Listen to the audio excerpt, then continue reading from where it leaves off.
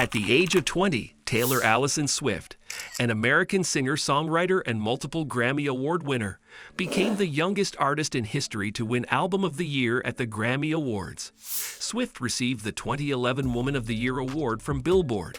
She is also the best-selling digital artist in music history as of this writing. Here in this video, we are going to have a detailed discussion on the famous life of Taylor Swift. Before we begin, make sure to subscribe to our channel and press the bell icon to get regular updates. Let's get started. Early life.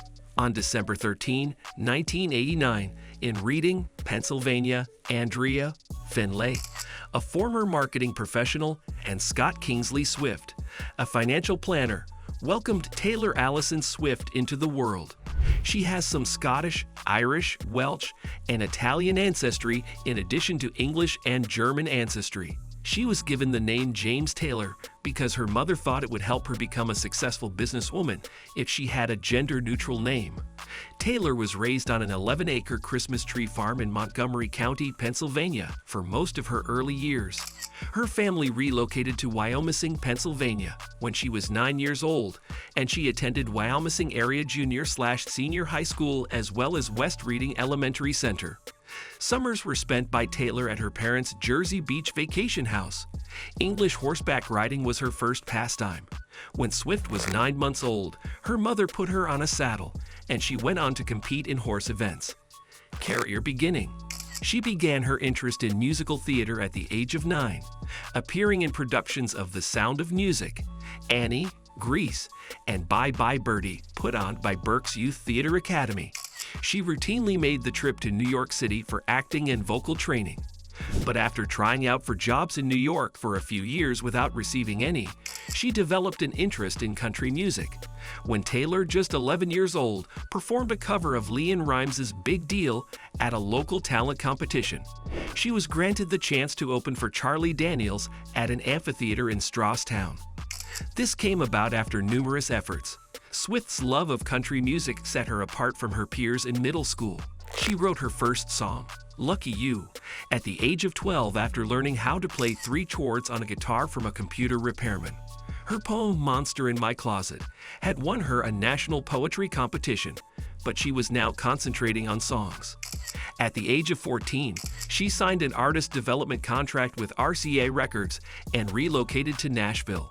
When she was 15, she quit RCA Records because the label wanted her to record other songwriters' songs and hold off on releasing an album until she was 18. However, she believed that she was ready to start her career with her songs. Albums released by Taylor. Music critics gave Taylor Swift's debut album, Taylor Swift, largely favorable reviews when it was released in October 2006. It was called a small masterpiece of pop-minded country, both wide-eyed and cynical, held together by Ms. Swift's firm, pleading voice by the New York Times. She became the youngest solo composer and vocalist of a #1 country hit with her single Our Song. In the album's first week of release, 39,000 copies were sold. Her second studio album, Fearless, was released in 2008. Released in September 2008, the album's lead track, Love Story, peaked at #4 on the Billboard Hot 100 list and went on to become the second best-selling country song of all time. In 2008 and 2009, 4 further singles, White Horse, You Belong With Me, 15, and Fearless, were released. At #2 on the Billboard Hot 100, You Belong With Me achieved the highest charting position among the album's singles. On the Billboard 200 album chart, the album opened at #1.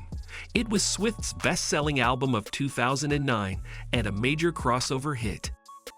Awards and achievements.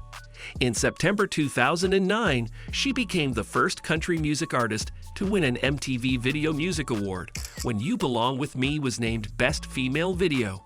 Her acceptance speech was interrupted by rapper Ye, who had been involved in several other award show incidents. Beyoncé's Single Ladies, Put a Ring on It video, which is nominated in the same category, was deemed one of the best videos of all time by West. Taylor was called on stage by Beyoncé to complete her speech as she went on to win the Video of the Year award. As one of just 6 women and the youngest artist to ever win Entertainer of the Year from the Country Music Association, Taylor Swift made history in November 2009. Further albums: Taylor Swift, who played Audrey in the animated film The Lorax, 2012, is only starting to show her acting abilities. She also appeared in an episode of CSI, Crime Scene Investigation, 2000, and the 2010 theatrical movie Valentine's Day. She was a contributing artist to 2 original songs on the 2012 Hunger Games soundtrack, Eyes Open and Safe and Sound featuring the Civil Wars. October 27, 2014 saw the release of Taylor's 5th album, 1989. She finally fully transitioned from country to pop with this album. She declares that she won't be attending any country music award ceremonies.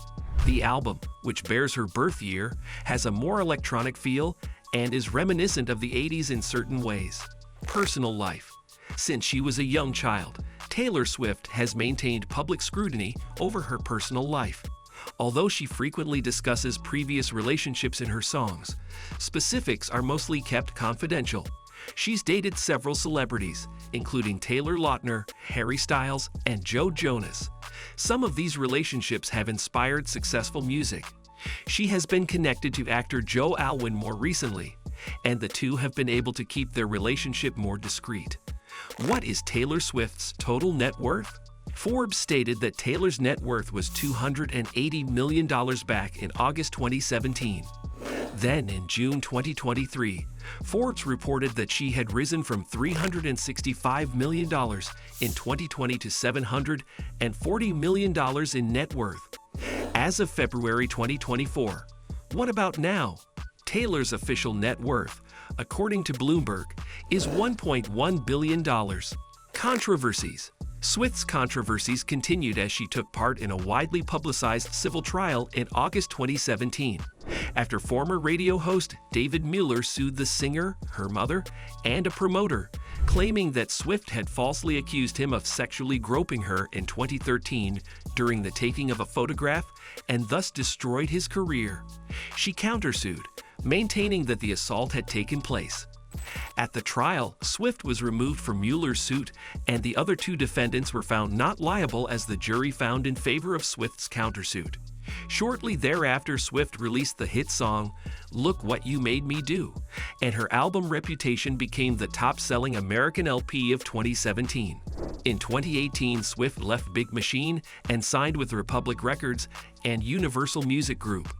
The following year, her former label, which owned the master recordings of her 6 albums, was sold to Scooter Braun, a talent manager whose clients had included Kanye West. Swift publicly spoke out against the deal, claiming that Borchetta had rejected her attempts to acquire the master tapes and that Braun had bullied her over the years. She subsequently tried to negotiate a deal with Braun, but he sold her back catalog to a private investment firm in 2020. Against this backdrop, Swift began re-recording her early material to gain control of it, the hope being that her remade songs and not the originals would be sought out for licensing deals. That's all for today's video. If you enjoyed this video, leave it a thumbs up and let me know what other topics you'd like to see covered in the comments below. Don't forget to subscribe for more. Thanks for watching. Have a wonderful day.